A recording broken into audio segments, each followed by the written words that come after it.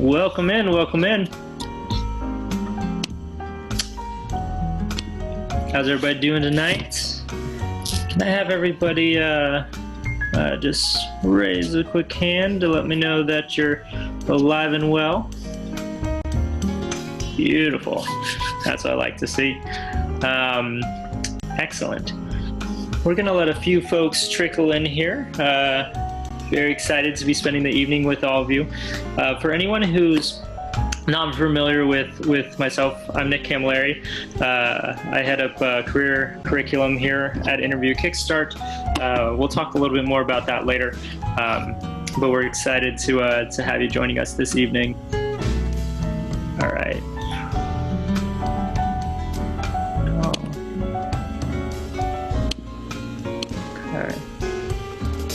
And for a quick show of hands, has anybody attended one of our sessions in the past? Yeah, it looks like we got quite a few folks joining us again. Welcome back, welcome back. Beautiful. Awesome. Seeing some recognized names here as well. That's always good. All right, I'm going to turn off some background music here. Get back into presentation mode in a second. Excellent, excellent. All right. And everybody can see my screen okay. I get a quick show of hands for that as well. Beautiful, beautiful. Cool. So a few things that I just want to highlight as we get started here, as we bring some folks in. For anyone who has not attended one of my sessions before, I'm very excited to be spending the evening with you all tonight. I look forward to hopefully adding some value. I like to make these sessions a little more interactive, despite the fact that we won't be able to necessarily hear you speak. What I'll ask is that if you have a question or something to add, feel free to raise your hand, and then I'll be happy to call on a few folks as we're going through, so that we can answer some questions and get some perspectives. It's always nice to learn from each other. So yeah, we'll get started in just 1 second.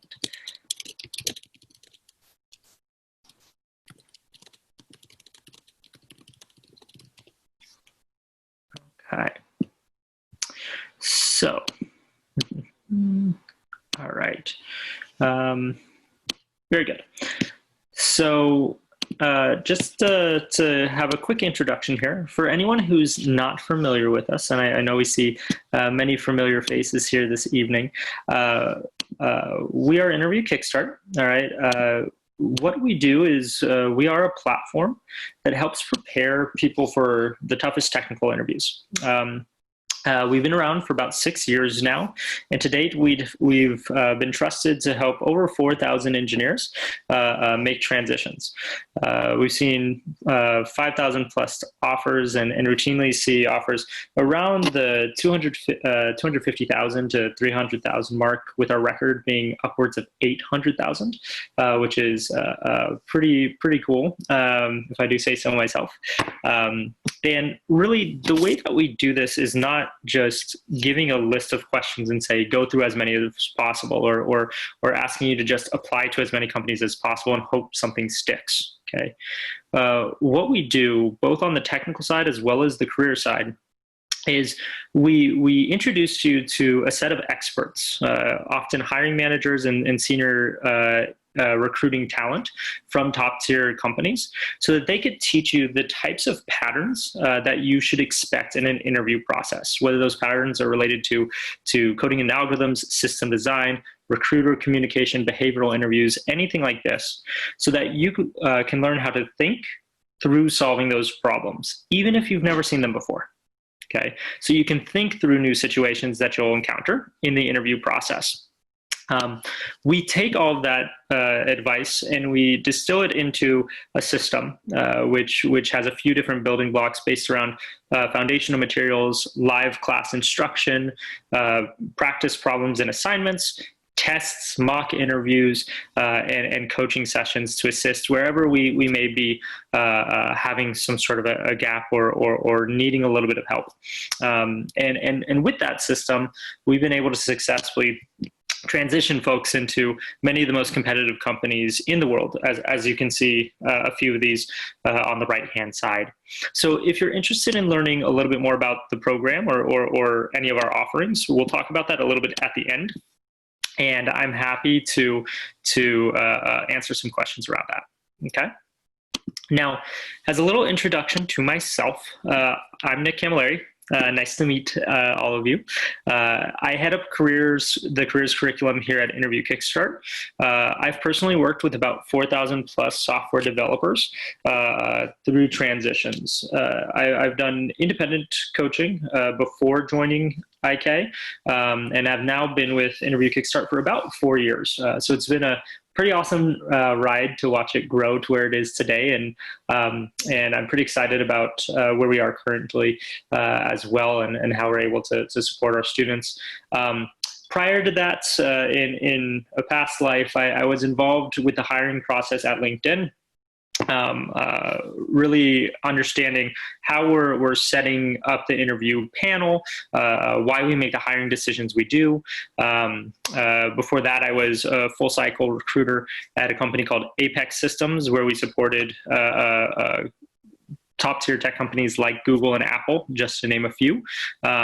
And I've had the privilege of being able to travel to different universities around the Northern California province, like Stanford, San Jose State, Santa Clara University, UC Davis, to talk to graduating seniors and alumni about topics related to communication, career development, all of this.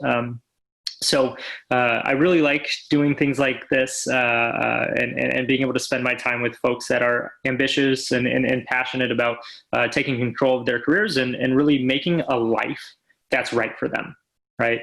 And that's a theme that you'll see throughout this evening is that the way we think about careers here at Interview Kickstart is not to just transition into something because we're told that this is the best company or because we want more money. It's about understanding what is the right environment for me to grow? What is the right environment for me to thrive? Identifying that and then making sure that it's as lucrative as possible, okay?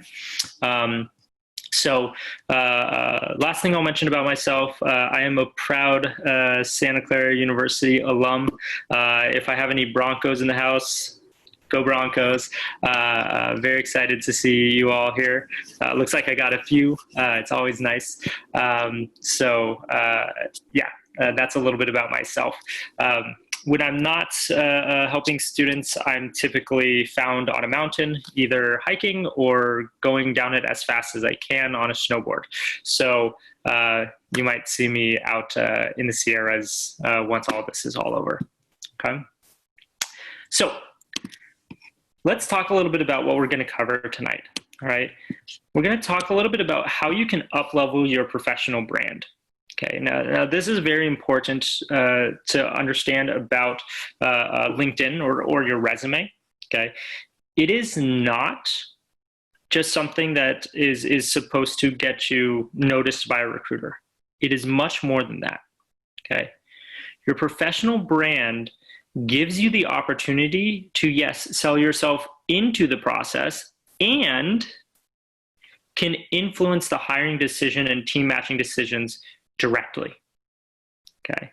So we want to think about it through that lens. Your resume, your LinkedIn, these are not formalities. We need to unlearn that. We have to look at it as a marketing document. And I know that might be a little foreign for us if we're not marketeers, but we're going to talk a little bit about that, okay? Then we're going to talk about how your brand does intertwine with the interview process, okay? We'll talk about how recruiters use LinkedIn, so that you can kind of see the backside of it, and hopefully demystify a little bit some of these things about kind of the application black hole, and you know, how do I get recruiters to find me, okay? And then we're going to talk about a few ways that you can leverage your LinkedIn to get more interviews, okay? So that's the agenda of the night. All right, a few housekeeping tips. Again, if there are any questions as we go through, feel free to raise your hand, or you're more than welcome to put a question in the chat, and we'll be happy to answer those as we go through. Okay, but for now, I'm just going to lower a few folks' hands so that I know when there are fresh questions. Okay, so to get us started. Okay, I want to start with a little bit of a poll here and just get our sense of how many people apply to top tier companies like Google each year. What do we think? Now, I'm going to share this poll here. There we go. How many people apply to top tier companies like Google or Facebook, Apple, Amazon, these kinds of companies? How many apply to these each year?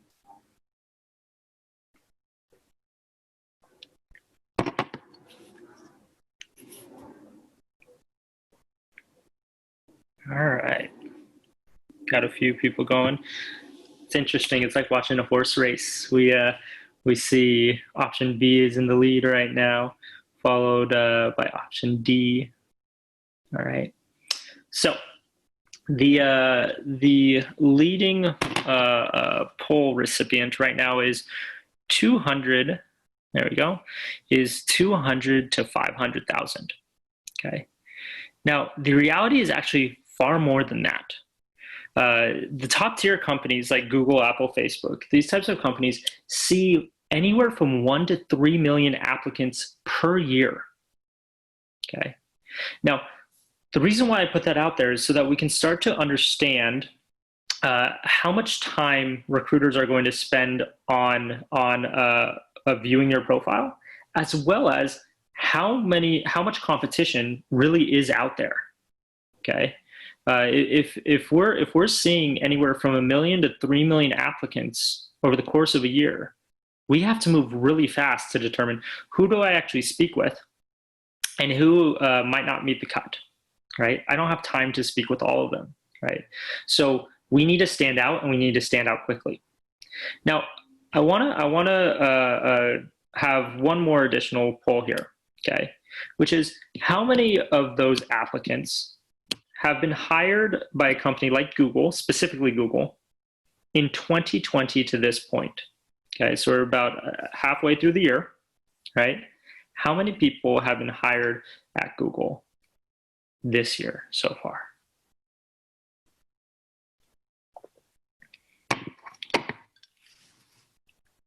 Option D has taken an early lead, followed by option C. All right.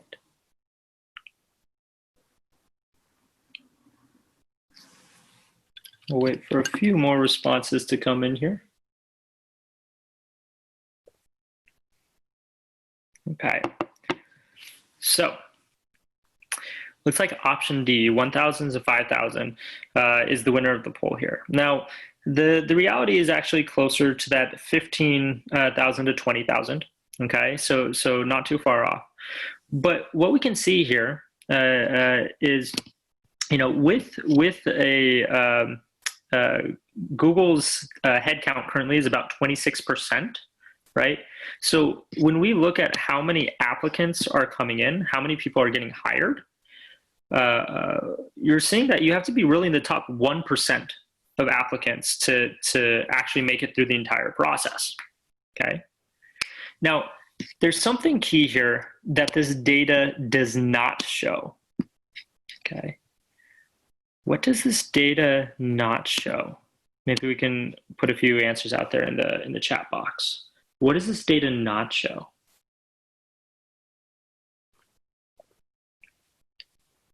in relation to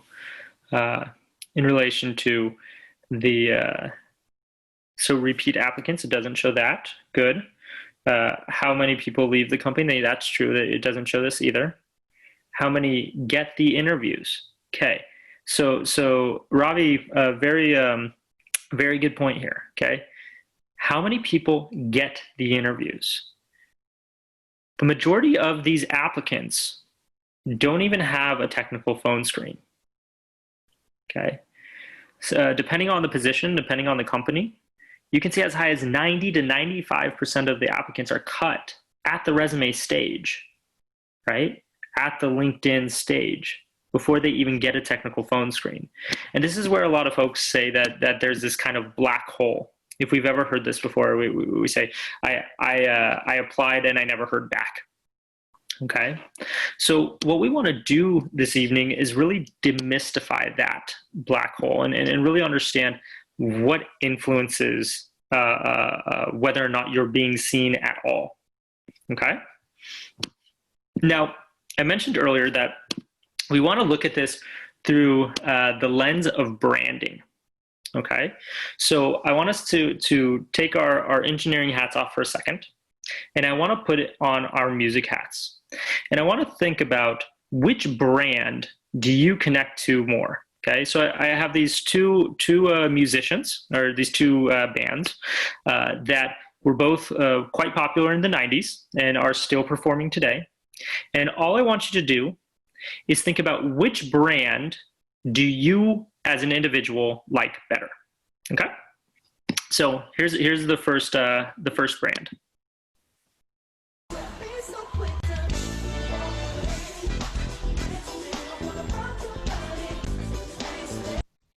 Okay, and brand number 2.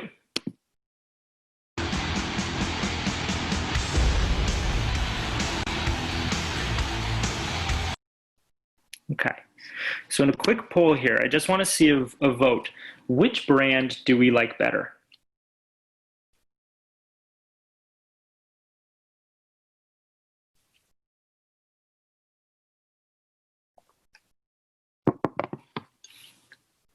Interesting. Now, what I want to demonstrate here, both of these are very successful musicians, right? Both of them have been touring for decades. Both of them have top-selling albums within their genres. They both have the same job, right? They're both musicians. And what we have here is a group, our group here is somewhat split, about 48% like the first one, okay? About 30% like the second, and 23%, I'm not really a fan of either one. But when we look at the general population, we can see that both of these bands are quite successful, quite popular, right? And not too far off from one another in terms of their following. Now, if we took Justin Timberlake and tried to use his brand to position himself to Metallica fans, and we took Metallica's brand and tried to position him to Justin Timberlake fans, would they still be as successful as they are today? I would say no, right? And the reason is because we all have a preference. We all look for something different, okay? So the core to think about here is if you're interested in getting into FAANG companies, right? There are a lot of different teams, a lot of different projects, a lot of different recruiters, different hiring managers. And your brand should not try to attract everyone. And if you try to build a brand that's true and authentic to you and your interests and your history, there will be people that will appreciate that brand. Okay? So when we think about how to position ourselves on LinkedIn, you don't have to be anything that you're not, right? Sure, are there certain tools and technologies that a FAANG company might really appreciate that you don't currently have experience with? Yes, that might be there as well. And if that's the case, then we can start to build our experience with those skills so that we're making our brand more appropriate for that audience, right? Just as in, if Justin Timberlake wanted to transition from being, in a pop boy band into a solo artist, he had to make some adjustments to his brand to attract the right audience. Okay? So the key takeaway here is you are more than a software engineer. You are an individual. And the way in which you execute in your day-to-day job is what recruiters and hiring managers really care about. It's far more than the responsibilities. It's far more than the day-to-day tasks. Everything is about your projects, your interests, and the skills in which you've developed through those projects and the outcomes you've produced. Does that make sense? Okay, we're all together? Can I get a quick thumbs up from the group? Some raised hands to make sure we're all there. Excellent. That's what I like to see. Good. So with that, let's think about what your brand done right looks like. Now, if anybody's familiar with Where's Waldo, okay, this is a fairly popular children's book in the United States. It's kind of one of those adventure puzzle books where there's an image that has a lot of similar looking assets within it. And the goal is to find this character named Waldo. This is what the hiring landscape looks like to a recruiter. All the software engineers, all the engineering managers look pretty similar to one another, right? Primarily because the majority of profiles do not communicate a specific brand. They communicate, I'm an engineer, I'm a musician. Make sense? So what your brand does when done correctly is it creates a little arrow. It creates a shortcut so that recruiters and hiring managers alike can say, this person is the right fit for what I'm trying to do next. Does that make sense? Okay. So let's talk a little bit about how we do that, how our LinkedIn profile will do that. Okay. Firstly, you have to sell yourself into the process. Right? So you have to understand how to influence the recruiter's questions. Okay? If our profile simply says that I'm a software engineer that has worked at this company, right? The recruiter's questions are going to be very vague, right? They're not going to learn a whole lot that will be able to sell you. They'll ask questions like, can you tell me a little bit about your experience? And they're going to spend anywhere from 2 to 5 minutes just trying to get that piece. Okay? And if they don't find anything that's relevant in those 2 to 5 minutes, they're going to say, not worth my time. Probably not a good fit. Okay. But if they see a specific project that's relevant on your profile, then they could ask a question and an outcome associated with it. They can start to ask a question like, how were you able to achieve that outcome? And even if they don't have the most technical context, they'll still be able to understand how you executed and what you were able to accomplish, which is oftentimes much more transferable than the project itself. Okay, and if I have that piece, I can make a case to a hiring manager that we should interview this individual because they're a strong engineer, because they'd be a strong team player, and they'd be able to pick up new skills. If there's any gap in terms of the skills that we are looking for that they don't have, we can fill those gaps in. Okay. Number 2, you're going to sell your LinkedIn or your resume will also sell you to the hiring committee. Now, what does it look like here?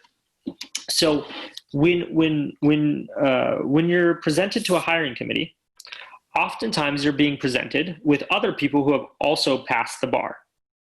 Now, a typical hiring committee may have, say, 20 to 25, upwards of 35 candidates that are discussed over the course of, say, an hour. Okay. Now, depending on headcount, we might not be able to hire all of those people. In fact, we likely will not be able to hire all those people. It's more than likely we're only going to be able to hire maybe 2, 3, 5, 8 out of that 20 plus group of candidates who all pass the bar. And the folks that are in the hiring committee at FAANG companies oftentimes have never met you in the interview process, oftentimes are not the people that you would be working directly for. And all they have to make their decision to break these ties is feedback from the interviewers and your profile. And if everybody in this group of people all pass the hiring bar, well, being able to look at the profile and say, hey, this person's experience is extremely relevant to something that we're working on somewhere within the company, gives you a leg up in breaking those ties. Okay? So one thing that I'll mention here, okay? FAANG companies are what we call portfolio companies. What does that mean? Can I get in the chat box really quickly? What does it mean to be a portfolio company? Has anybody heard of a portfolio company? In the chat box really quick.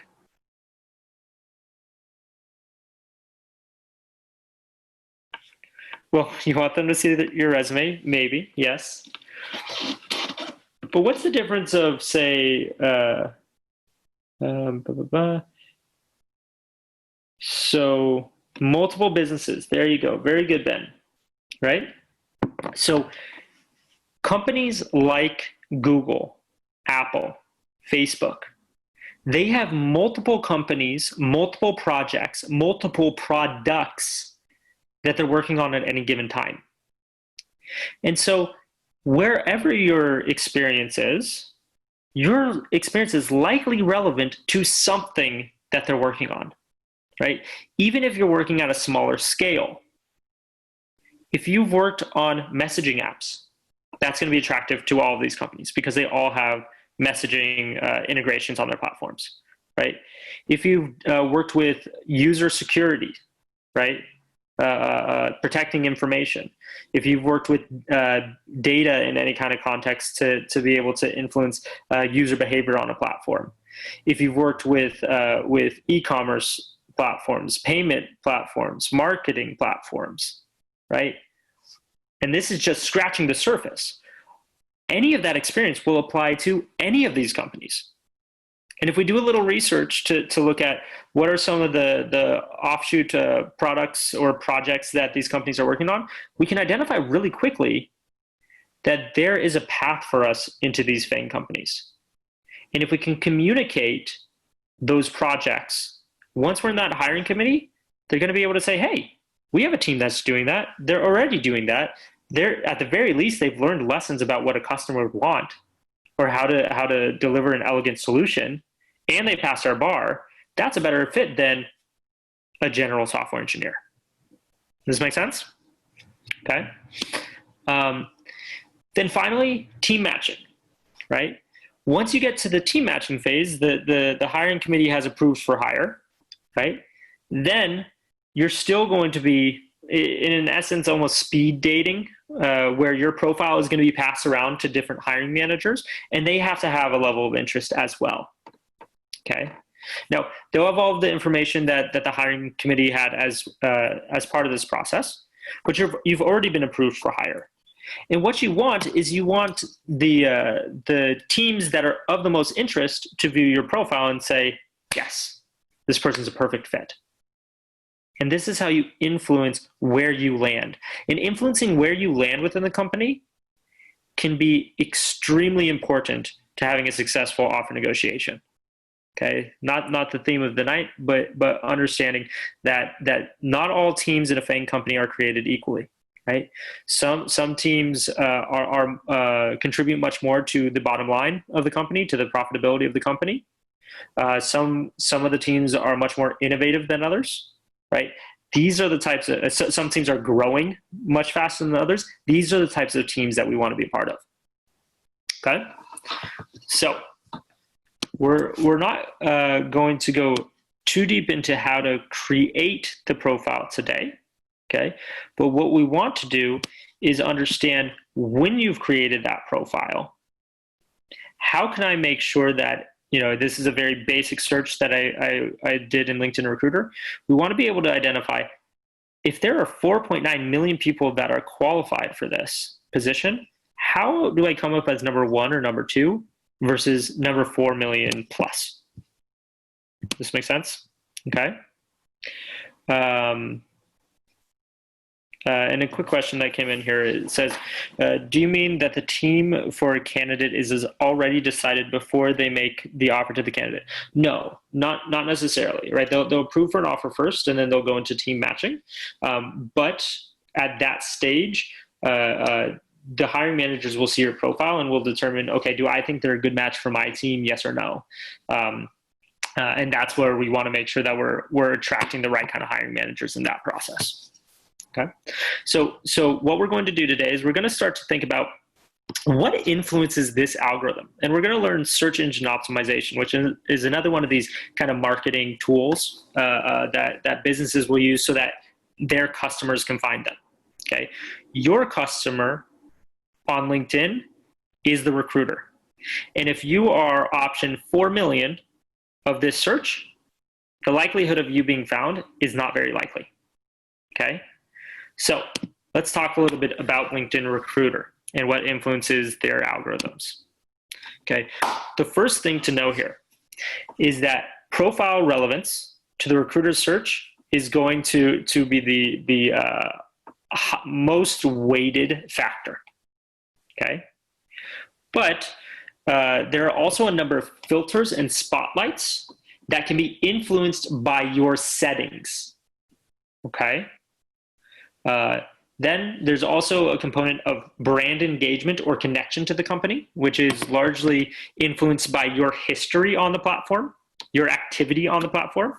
And the reason why this is so important as well is because for LinkedIn Recruiter, their customers are also recruiters, right?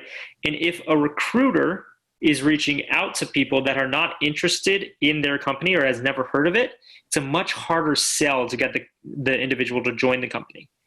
If you're already engaging with the brand, if you already have trusted people within your network that are at the company, it's much more likely that you'll be interested or willing to engage in the interview process and even accept an offer, right? Which makes the job with the recruiter much easier. Okay? So let's start to talk about some of these factors really quickly. Okay, the first thing to know about search optimization in LinkedIn Recruiter is how do we influence our relevance to the search itself. Okay, now it all starts by knowing the customer. And just in the chat box really quickly, make sure we're all there. Who's our customer? Who's our customer on LinkedIn? The recruiters, absolutely. Very good, Bianca. So our customers are the recruiters. We need to understand what they're looking for. And the beauty of this is they tell us exactly what they're looking for in the job description. Okay, so the first thing to do is to search your ideal role in the search bar on LinkedIn. Okay, put in your title. Don't worry about leveling, but at least software engineer, senior software engineer, front end, back end, engineering manager. Okay, and the technology that you want to work with. Okay, so, and make sure that and is in all caps. What you're doing is you're creating a Boolean search string, which is basically a search string that is determined by certain criteria that is linked with certain commands like and or statements. Okay, so we want to search for the title and the technology that we'd like to work with. Then we filter when we're searching the jobs function. We filter by the company names, right? So there'll be a little filter there that allows us to say, I want to look at Amazon, I want to look at Google, I want to look at Apple, I want to look at Facebook, Netflix, etc. Okay. From there, we can note down common skills or projects that we're seeing in the job descriptions. Okay. And really what we're looking for are the top 5 most in-demand skill sets at these companies for the roles that we're applying for, so that we can make sure that we insert those into our profile. And if we have any relevant projects, we want to make sure that we influence those in the top part of our experience for each role. Now, what I mean by this, I call it front loading. What it means to front load is to say, okay, this company really values innovation. They also really value, let's say, globally scaled projects. Okay, so if I look at my current position, and maybe I've worked on six, and yes, being able to search for jobs is a free service on LinkedIn. Okay, so when you search for these jobs, if you see that consistently you're seeing innovation in the job description, and you're consistently seeing projects at scale in the job description, and I look at my current experience, and I see maybe I've worked on 6 projects in my current company. If I've worked on a project that went from ideation to implementation, I should put that as the first project of my 6 or 7 projects for my current experience. If I have a project that was able to influence scale in any way, shape, or form, that might be my second project. So the more relevant the project would be to the FAANG company, the higher up it should go in my priorities within that position. Okay? Now, if you have that, you've influenced your relevance to the recruiter who's looking for somebody with those skill sets. From there, they can use a number of filters, which are somewhat outside of our control, about how many years of experience do you have, things like that, right? But at least we know that we match that primary criteria. Okay. Now, I see a few hands up. I'm not sure if these are old hands, but I just want to ask really quickly, are any of these hands for questions? If so, keep them up. If not, please put the hands down. Okay, beautiful. So, Anand, there's a quick question there. Let me, let's see here. Anand, what is your question, if you wouldn't mind sharing in the chat box, and I can answer quickly there.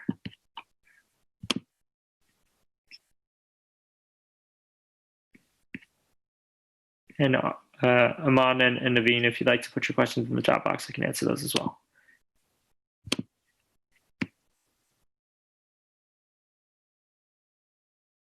No? Okay, perhaps, okay, there we go. So how do we front load projects when LinkedIn spots them in reverse chronological order? Is there a way around it? So we influence the, I'm not saying to prioritize different companies or positions differently. I'm saying within the position itself, right? When you list out your bullet points, you should list the most relevant bullets first. And then so within the company itself, we don't have to list out our projects based on the order in which we completed them. We can put whatever is most relevant higher, so they see that first, and they're more likely to ask those questions first. Make sense? Okay. How do we know the reason or rejection? That we will not know. So how much of a recruiter decision is tied to where someone works currently? Do they have notions of where it's from? So this question is a good one, Manish, about how do we know, or how much of this decision is tied to where you work? This is really where we have to think about the brand, right? And what is the preference of that audience member? Some recruiters will care. Some hiring managers will care. Others will not, right? And so with things like this, of do they care about what school you went to or where you worked in the past, right? We can't control that. But not every recruiter thinks the same. Just like not every fan of music prioritizes Justin Timberlake over Metallica or Metallica over Justin Timberlake, right? So all we have to do is communicate our brand in terms of what we've been able to accomplish. And if we can do that, the recruiters that don't care as much about the exact employer will still find you. Does that make sense? Okay. Yes. And so to reinforce here, how do we know for a FAANG company which project is most relevant, right?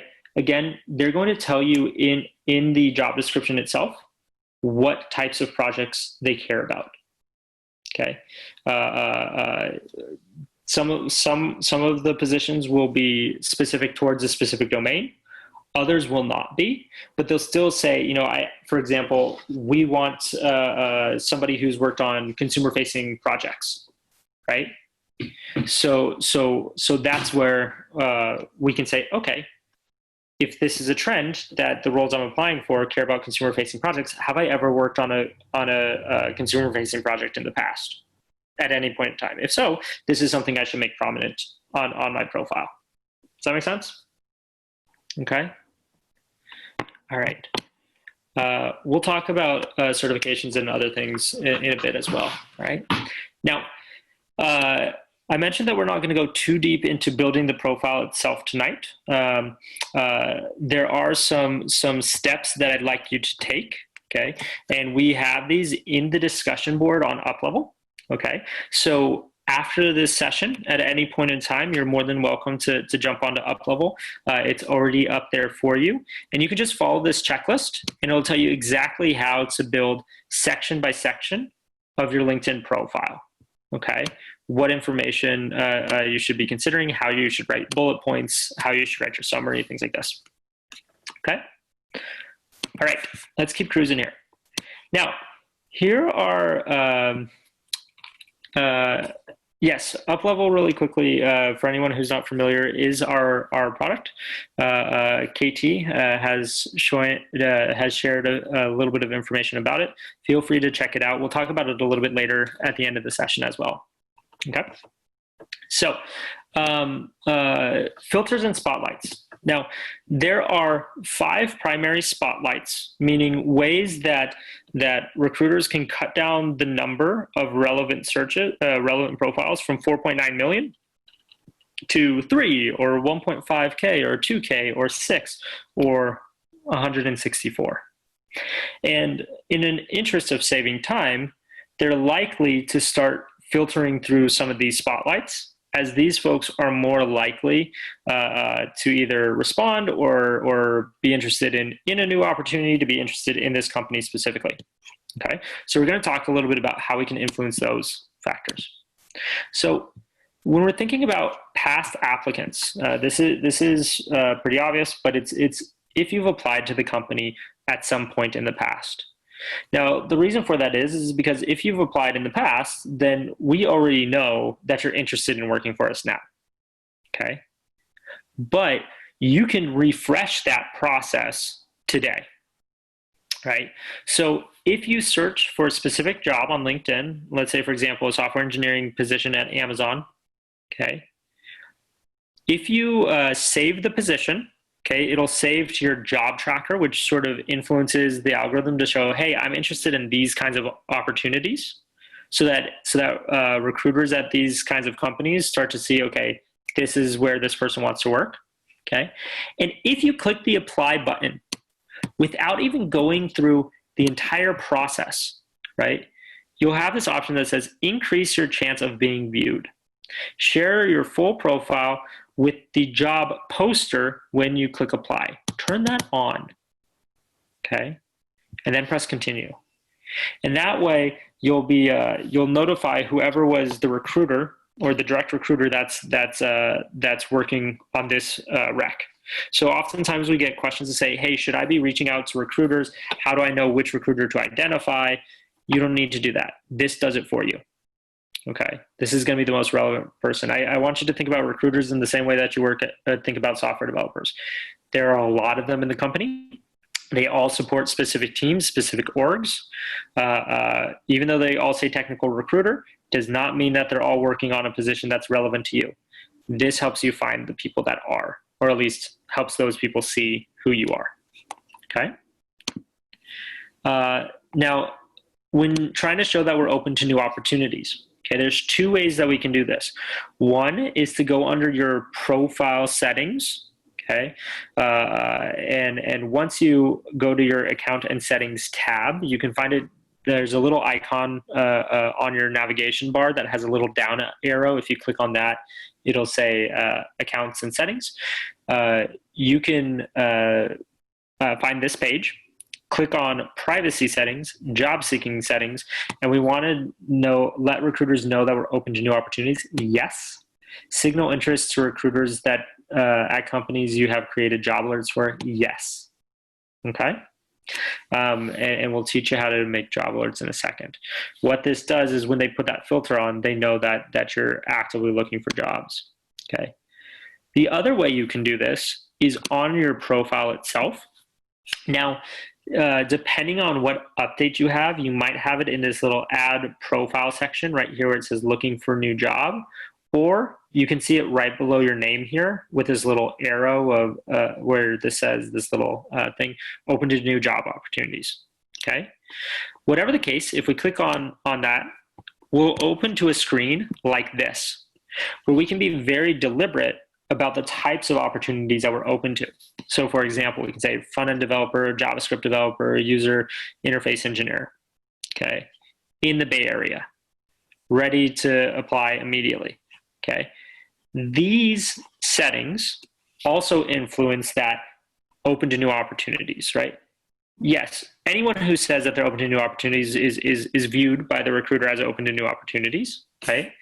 But if you're open to new opportunities that are more similar to the roles that they're hiring for, you're going to come up higher in that search than others who are also open to new opportunities but aren't looking for the same jobs or the same locations that I'm recruiting for. Make sense? Okay. I'd also recommend full-time if you're looking to put this filter on if you're looking for full-time. If you're looking to simply secure employment, maybe we've recently been laid off and we need to get a job quickly, or maybe we're just getting into the industry and it's kind of a tough time right now, so we might be looking for contract work or internship work, anything like this, it's fine to label whatever you're most interested as well. Okay. Last thing here when talking about your openness to new opportunities, if you click on this little down arrow here, you'll see this screen. Okay.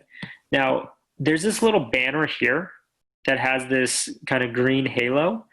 I personally recommend to share with recruiters only rather than members, and then to reach out to your network. Simply because this one, in my opinion, makes somebody look a little bit more desperate. And if that's there, it's possible that you start to get more reach outs from the type of business that you're not as interested in. But the mentality, I think, kind of shows like, hey, I really need anything. And so you might have folks reaching out to you that start to create noise and reduce the focus of your job search. Make sense? Okay. All right. Very good. So another thing here is if you've engaged with a brand.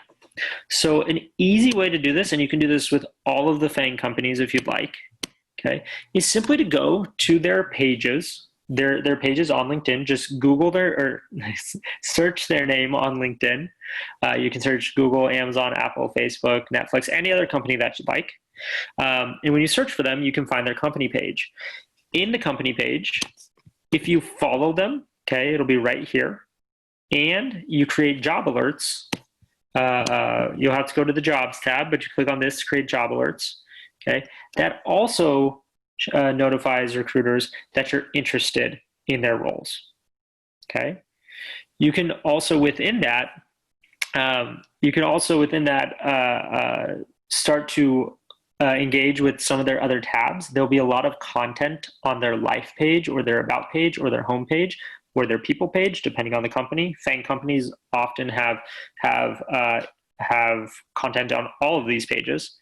If you watch multiple videos, if you share content, if you join public-facing groups associated with their brand, all of these show affinity to the company and makes it a higher likelihood that you're somebody who would respond.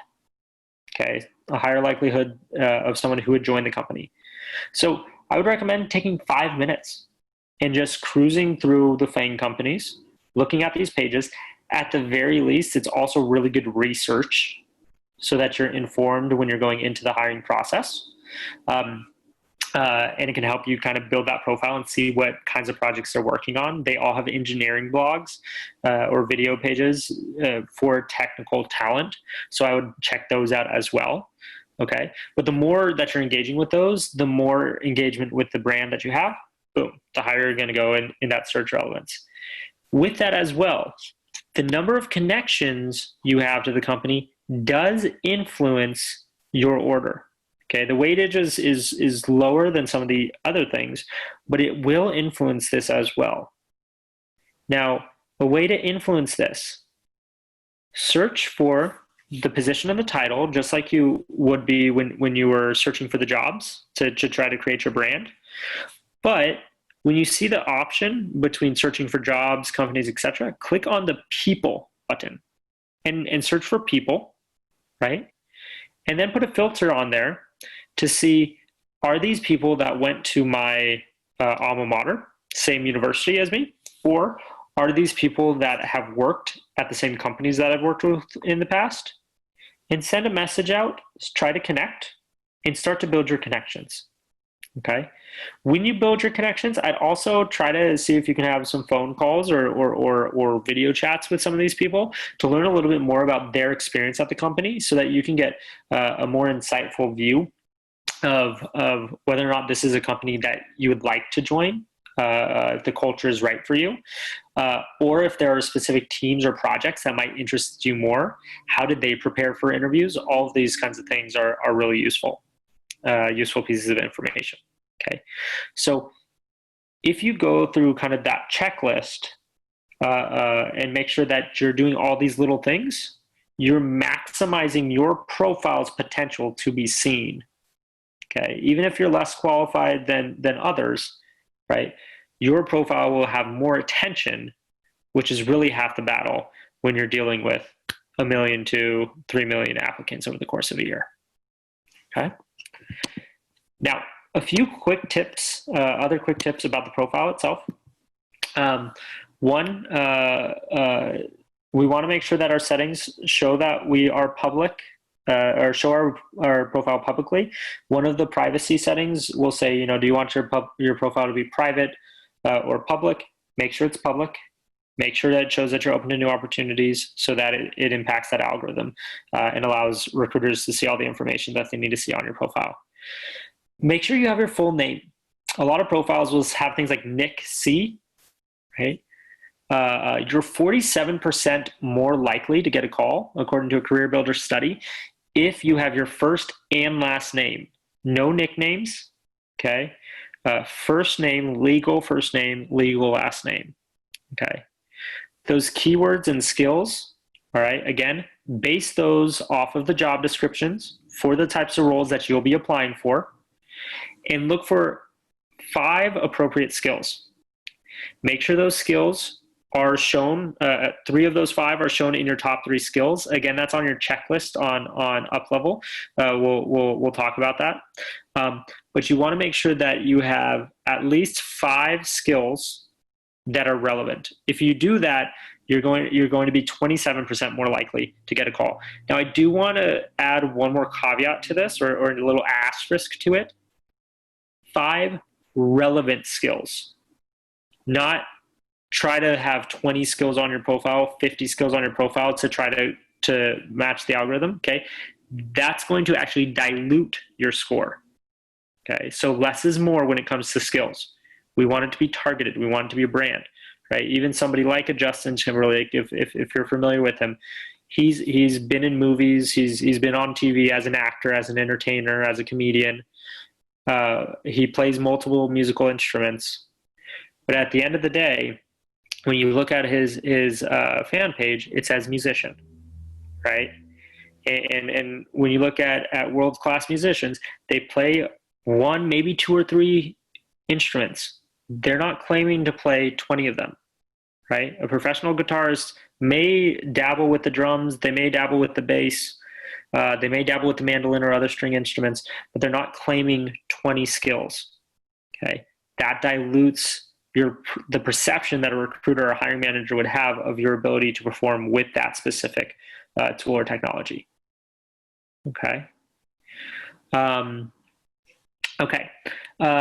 Then from there, you want to have complete and focused experience. Again, walking through the checklist on UpLevel, we'll talk about how to specifically write bullet points. Okay.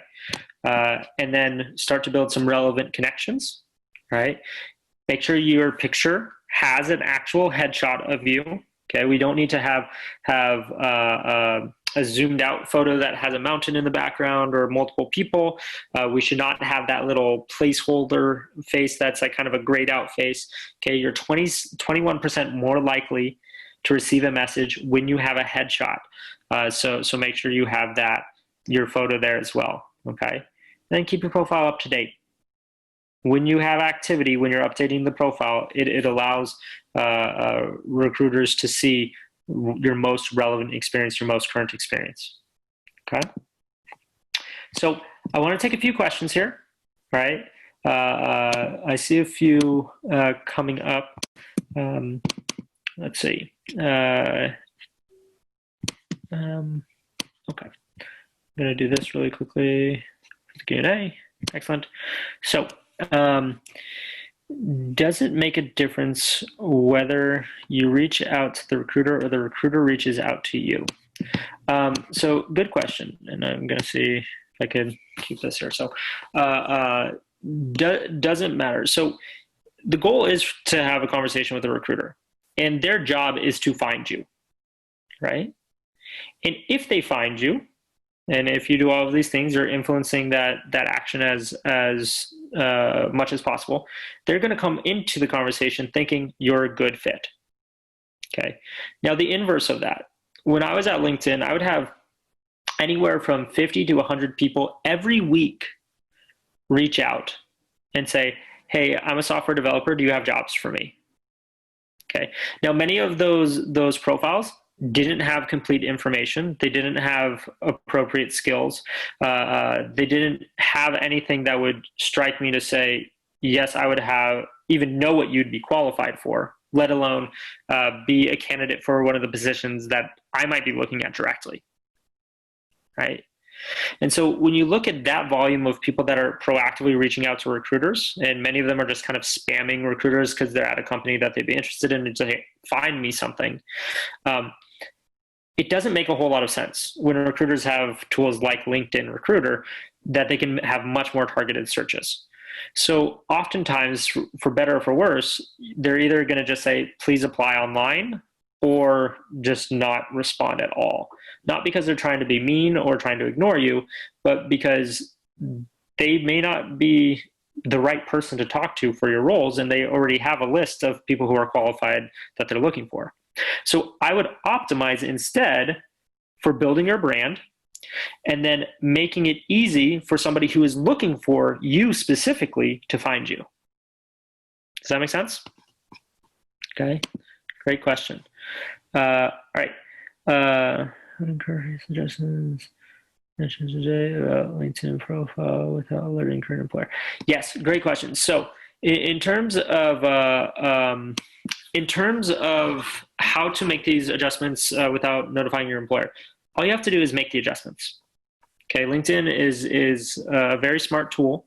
They know that they don't want job seekers to feel fearful for giving them this information so that they can be found. Because if they did that, then job seekers wouldn't really utilize a platform to its full extent. And if they're not using it to the full extent, then it doesn't really help recruiters any more than, say, Indeed or Monster or Career Builder or any of these other platforms, which can be useful, right?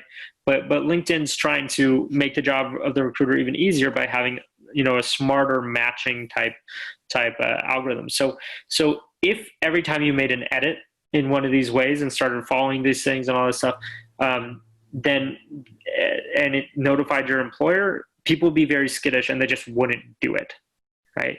So All of your adjustments would be private. They'll never notify your employer. The only possible way that your employer would find out is if they proactively look at your profile, read what it looks like, remember it, and then proactively look a second time and then recognize that there have been adjustments. And the likelihood of that is quite slim. So I wouldn't optimize for not letting my employer know that I'm on the hunt. I would optimize for what steps do I need so that the companies that I want to work for can find me, because that is your priority right now, right? That doesn't mean go tell your employer I'm looking for new work, but use the tools that are there, right? So that you can make that process easier on yourself. Okay. There was a question that came up as well about do assessments help, right? Careers or the skills assessments, certificates, things like this, right? The short answer is yes, they help, but they're not going to get you the job directly itself. Okay. So if a recruiter or a hiring manager sees that you've passed certain assessments of relevant skills, you've passed a certain bar, then there's less of a hesitation. So selling you into that process becomes a lot easier. With certificates, unfortunately, a lot of certificates are participation based. It's kind of a participation trophy. You completed these videos, and therefore here's your certificate. And so the certificate in itself is not going to really get them excited. However, especially if this is relevant to the function that the certificate is relevant to the function that you're applying for. Maybe it's a domain shift, maybe you're already in the domain, but you want to show evidence of your work, right? If you did a project as part of that certificate and you link to your GitHub or you link to some sort of link to show what you worked on in process to that certificate, then that can be really helpful.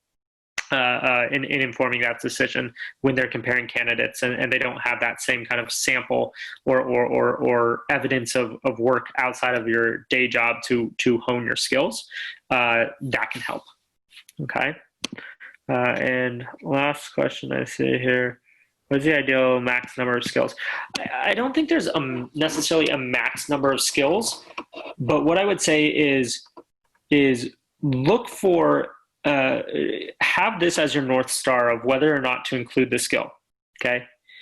Is it something that I've used in the last 5 to 10 years? And is it something that I would be likely to use in my next role? If the answer to either of those are no, I wouldn't prioritize it. That doesn't mean to actively remove it from the profile, right? But I would say in terms of the skills section itself, you can have 3 skills above the fold, right? Without them clicking on show more, they'll see 3 skills. Those 3 should all be things that you want to use, that you have used, that's going to be prioritized by the company. When you're sprinkling in keywords, I would have the biggest priority be around those 5 key skills that you're seeing most frequently. So I would think about it in that way. But for example, let's say you used a scripting language 10 years ago that's fallen out of favor. No need to include that in your profile. Right? It's not going to be relevant to them at this point. Okay. So a few little quick notes to wrap up for today. Okay. We have microclasses like this fairly frequently. Our next one is in 2 weeks on the engineering management interview. You're more than welcome to come. We'd love to see you there. You're also going to have access to UpLevel. The link should be shared by KT here in the chat box. Now, thank you, KT. In the discussion board here, again, you'll have this checklist for how to optimize your profile itself. Okay. You'll also see a recording from this session, as well as any of our past microclasses. So I highly encourage you to take a look at the library here, and this is where you'll find that discussion board. Okay, and that can help with some of your preparation at this point. Okay. If you are interested in seeing more information about future events, feel free to follow us on Facebook, LinkedIn, Twitter. We post weekly tips as well, and other content around how you can prepare for career transitions, or how we should be thinking about it. What should we expect? Okay, so feel free to follow us there to be the first to know about any of those things. And then lastly, if you'd like to learn more about Interview Kickstart and any of the offerings that we have in place, feel free to sign up for one of our free webinars at interviewkickstart.com. And we'd be happy to share a little bit more about what we do here and how we can help. Okay. I did see a few other questions come in, so I'm happy to take a few more. That covers everything that we need to for this evening about LinkedIn. Okay, but I'm happy to answer more questions, so feel free to stick around if you'd like. I'll be extending the Q&A for another 15 minutes or 15 to 20 minutes here.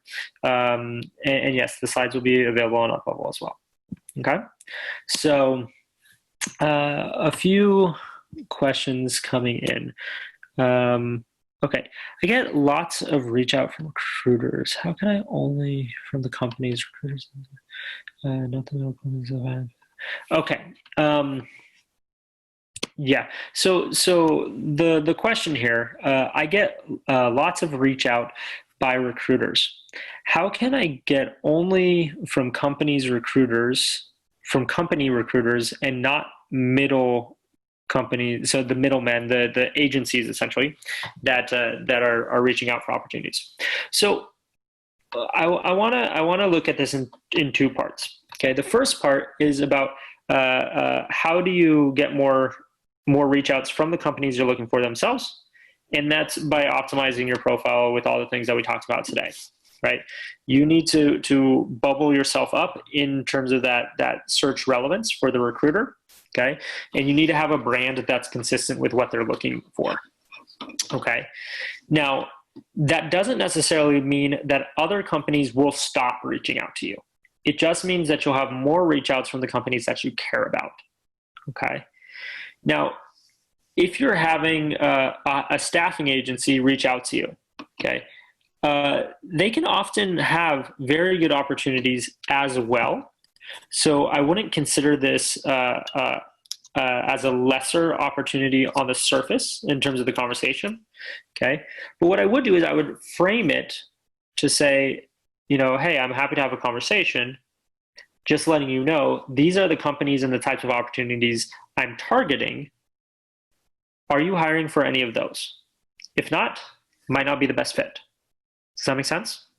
Okay, but as I mentioned, I was at one of those staffing agencies early in my career, Apex Systems, and we hired roles for companies like Google, like Apple. And the reason why companies like Google and Apple hire a staffing agency is because they're trying to grow faster than they have the recruiting resources to support.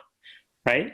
So it is the same if those recruiters reach out to you versus an in-house recruiter. They're both recruiting for the company.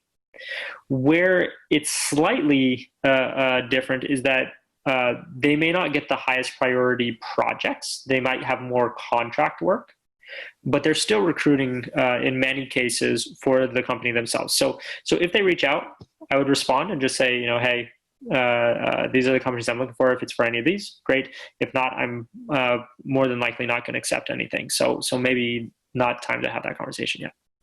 Okay. Okay. I heard from the folks working on companies that referral always work compared to recruiters reaching us via LinkedIn and search on other sites. The referral recruiters always go school. Got it. So the question here is, will a referral always lead to an interview?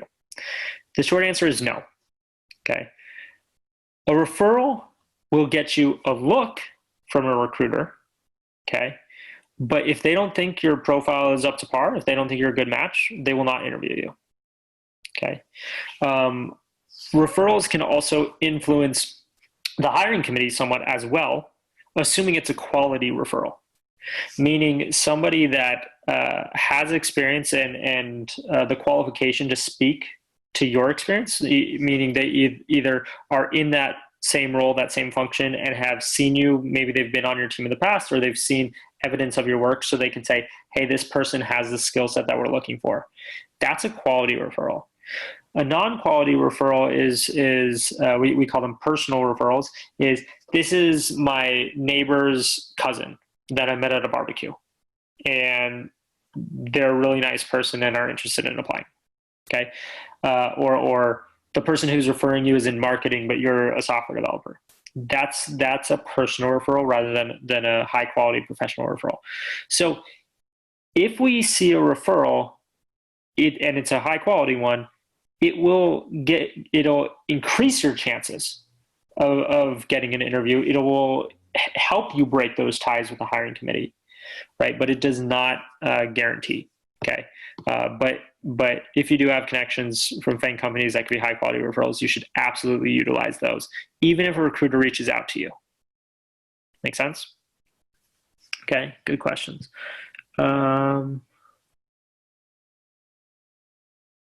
Okay. Yes. So Fatima, good question here. So how do we increase the likelihood to respond ratio? So that's by two. There's a few factors that feed into that. So one of them is your history and your activity, your engagement with the brand itself. Another one is, do you respond to recruiters when they reach out? Okay. So you may have seen on LinkedIn, when a recruiter reaches out to you, there'll be that little bubble in the message that says, yes, I'm interested. No, I'm not interested. Right.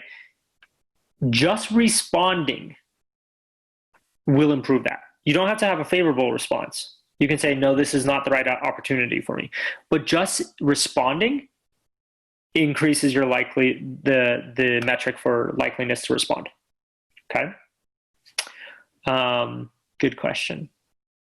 And then, yeah, and yes, even if you're not interested, you should respond by saying, I'm not interested. Okay. All right.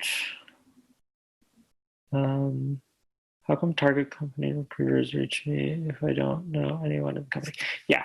So the question is how come the target companies recruiters reach out to me even if I don't know anyone at the company? Okay. It's likely that there's one of three things going on here. Okay. One, your profile is either strong and it's a good match for whatever role they're recruiting for, or whatever search they looked for. Two, it could be that that you've influenced some of the other factors outside of connection to the company. So maybe you've had high brand engagement, maybe you're likely to respond, maybe you've applied to that company in the past, any of these kinds of things. Okay. So those can influence. The third thing that could be happening here is that they've saturated the market, meaning they've gone through all of kind of their filtered leads that they feel are the most qualified. And now they're just going through all of the rest of that 4.2 million at somewhat of a snail's pace, but just kind of reaching out just in the case that there's somebody that might be a good fit. But that third scenario will likely only happen if they haven't found a good match with their initial filters. Okay. All right. We're going to take one or two more questions here, and then we'll have to wrap up. So what do you think of contract work at FAANG companies? If one is able to get a contract role, would it increase probability of getting hired full-time at the company? In the country, if I apply for there, okay. And then, is there a way to see how like to look some of career on LinkedIn? What's happened? Can you see your? Okay. So, all right, these are the final three. So I appreciate all the questions coming in. These will have to be the final three, and then we're happy to answer more questions throughout the week as you complete the assignment on UpLevel there on the discussion board. Okay, great questions, by the way, everybody. So the first question here is, how do we feel about contracted roles at FAANG companies? It really depends. It really depends on what the work is and how relevant it is to what you want to do full-time. In terms of, is it helpful to get your foot in the door and lead towards conversion? If it's a role that is very much just kind of a maintenance contract that isn't really relevant to the domain that you want to work in or the function that you want to work in, it's likely not going to help you tremendously. In terms of looking for conversion, we have to remember that there are a lot of contractors that are all trying to get converted. So there's a lot of internal competition. There's also internal competition for internal openings from people that are already full-time that are switching teams. And when they're looking at full-time positions, they're looking at applicants that are not in the company, external candidates. So simply having a contract doesn't necessarily increase your chances of getting full-time work, right? However, if the work that you're doing in your contract is work that's of interest with you and you're doing well, your performance is high, then you'll have a built-in network within that org that can lead towards referrals. They can vouch for you, and that can be helpful. So I would be selective with contract work. It's not bad necessarily, but if your goal is conversion, I would use that filter for full-time first to attract full-time work. And if a contract comes along, I would be open to it as long as it's something that's relevant. Okay. So is there a way to see your profile in the eyes of the recruiter on LinkedIn? Yes. If you go to your profile page, they have kind of one of those eye icons that says preview. And if you view it that way, that's what the recruiter will see. Okay. And then the last question for the night. So I'm interested in relocating my country from Vancouver, Canada to the Bay Area. How would I increase those chances? Okay, so when you look in those settings, right, from your profile page, and we had that little drop down, I'll show you guys one more time what that looks like. Okay, here we go.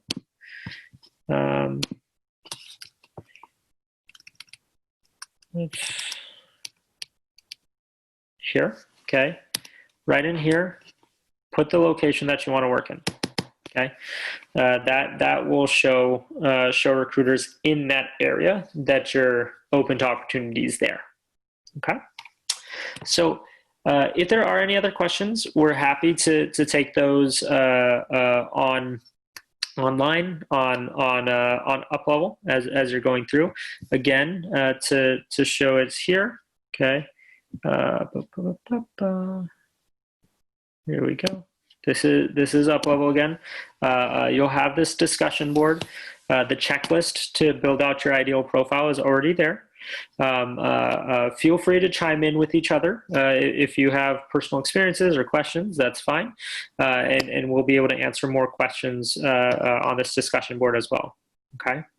But for now, I'll say thank you all for taking the time to have some fun with me tonight. I hope you all stay safe, stay healthy through all of this, and best of luck in your preparation. If there's anything we can do to help, please let us know. That's what we're here for. That's what we love to do. So we look forward to seeing you at future events, and have a good rest of your evening. Have a beautiful rest of your week.